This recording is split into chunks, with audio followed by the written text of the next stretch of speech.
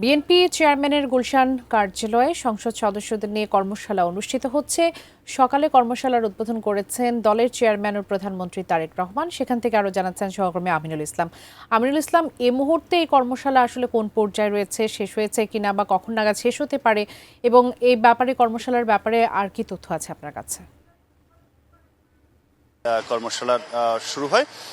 দুদিন ব্যাপী এই কর্মশালাটি অনুষ্ঠিত হবে। আজকে প্রথম দিনের প্রথম অধিবেশন হয়েছে, অর্থাৎ এরপরে আবার বিকেলে আরেকটি অধিবেশন হবে। সেখানে সংসদ সদস্যদের নিয়ে কর্মশালা হবে।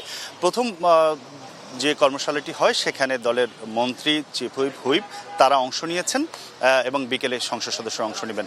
দুই দিনব্যাপী কর্মশালার মধ্য দিয়ে বিএনপি মূলত তার যারা সংসদ সদস্য রয়েছেন তাদেরকে তারা একটি সম্যক ধারণা দিতে চাচ্ছেন এবং তারা যে প্রক্রিয়াতে সংসদ পরিচালনা করবেন এবং সংসদে তাদের ভূমিকা কি হবে সেই বিষয়গুলো নিয়ে তারা মূলত আলোচনা করেছেন।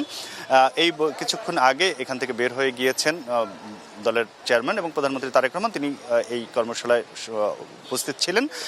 তারপরে স্বরাষ্ট্রমন্ত্রী এবং দলের স্থায়ী কমিটির সদস্য সালাউদ্দিন আহমেদ তিনি আমাদের সাথে কথা বলেছেন। তিনি বলেছেন যে যেহেতু অনেক নবীন সদস্য রয়েছে পার্লামেন্টে, যারা পুরাতনও রয়েছে তারা অনেকদিন পর সংসদে যাচ্ছেন, সব মিলিয়ে বিএনপির যে অবস্থান সেই জায়গাটি পরিষ্কার করার জন্য তারা এই একত্রিত হয়ে তারা সেই ব্যাপারে কথা বলেছেন এবং সেইগুলো নিয়ে মূলত আলোচনা হয়েছে। এবং এই দুই দিনের কর্মশালার এটি মূল লক্ষ্য, বিএনপির সংসদ সদস্যদের কাছে সংসদের কার্যাবলী সম্পর্কে সঠিক তাদের যে ভূমিকাটি থাকবে সেই বিষয়ে তাদের সম্যক ধারণা এবং সেই বিষয়ে একসাথে পর্যালোচনা করে, সেটি নিয়েই আসলে বিএনপি এই সংসদীয় ব্যবস্থাকে শক্তিশালী করার জন্য এই দুই দিনব্যাপী কর্মশালার আয়োজন করেছে।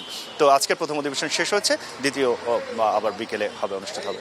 তো এই ছিল আমার কাছে বিএনপির সংসদ সদস্যদের নিয়ে যে কর্মশালার আয়োজন করেছে দুই দিনব্যাপী তার খবর।